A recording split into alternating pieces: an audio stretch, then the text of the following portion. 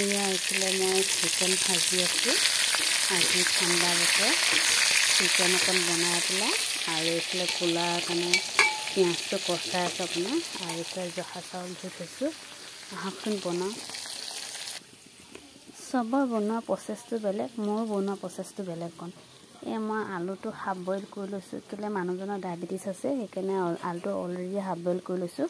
এতিয়া মই এই মা মছলাখিনি গোটেইখিনি মই ইয়াতে দিম। ইয়াত দি তাৰপিছত মই চিকেনটোৰ ওপৰত ঢালি দিম।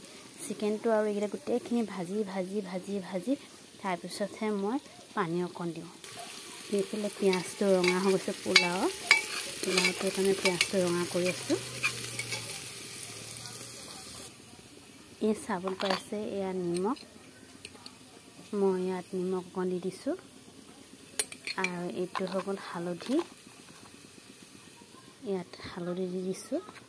চবৰ বনোৱা ধাৰণটো বেলেগ, একেই। আপুনি এনেকুৱা বনাওক বা তেনেকুৱা বনাওক, গৈতো সেই তেলতে পৰিব লাগিব ন। তাৰপিছত এইটো হৈ গ'ল জিৰা, জিৰা অকণ ইয়াতে দি দিছোঁ। আৰু এইটো অকণ জলকীয়া গুড়ি, বেছি আমাৰ জ্বলা নাখায়, শ্লাইট অকণ জ্বলা দিওঁ, মিঠা মিঠা নহ'ব লাগিব চব্জিটো। আৰু এইটো আপোনাৰ গৰম মছলা, গৰম মছলা অকণ দি দিছোঁ। এইটো ৰেড চিলি হয়, কালাৰৰ কাৰণে, অকণ কালাৰটো তেতিয়া উঠিব। আৰু এইটো অকণ ধনিয়া হয়। আৰু এইটো মিট মছলা হয়, চবে মই বনোৱাৰ পিছত দিয়ে, মই বনোৱাৰ আগতে দি দিওঁ চব একেলতে, গোটেইখিনি একেলগ কৰি লৈছোঁ। আৰু এইফালে মই পোলাওটো পিঁয়াজটো ৰঙা হৈ আহিছে। আৰু এইটো হ'ল আদা নহৰু পেষ্ট, চব দি দিলোঁ ইয়াতে, দেখিলে নহয়। এতিয়া দিয়াৰ পিছত মই এইটো চিকেনত দিম। এইফালে পিঁয়াজটো ৰঙা হৈ গৈছে, আপোনাৰ দেখিছে। এইটো দেখিছে পূৰা এতিয়া ৰঙচুৱা হৈ আহিছে। ইয়াত শ্লাইট অকণ পানী দি দিম, তেতিয়া ৰংটো এৰি দিব। এতিয়া ইয়াত আদা নহৰু অকণ পেষ্ট দি দিম আপোনাৰ পোলাওটোত।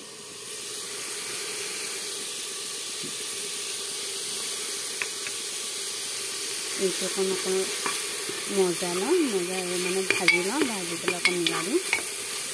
এতিয়া ইয়াত চাউল দিম, ডাইৰেক্ট ঢালিব নাপায়, বিছমিল্লাকৈ তিনিবাৰ ঢালিব লাগে, বিছমিল্লা। তাৰপিছত একেবাৰে ঢালিব লাগে।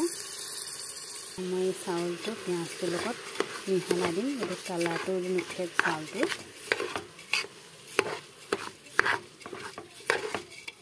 এই চাউলটো অকণ ৰঙচুৱা হৈ আহিছে, অকণ হেৰি কৰিব লাগে, ফুটাব লাগে, ভাজি ভাজি থাকিব লাগে, টেষ্টটো বেছি হয়। এই মই পানী দি দিছোঁ, এতিয়া পানী দি এটা চিটি মাৰি পেলাই অফ কৰি দিম। এইফালে নিমখটো দি দিওঁ, এইফালে এতিয়া কুকাৰৰ চিটি মাৰিব আৰু হৈ গ'ল, পোলাও চেপ্টাৰটো খতম।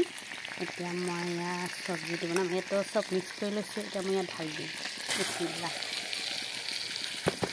এতিয়া মজা থাকিব।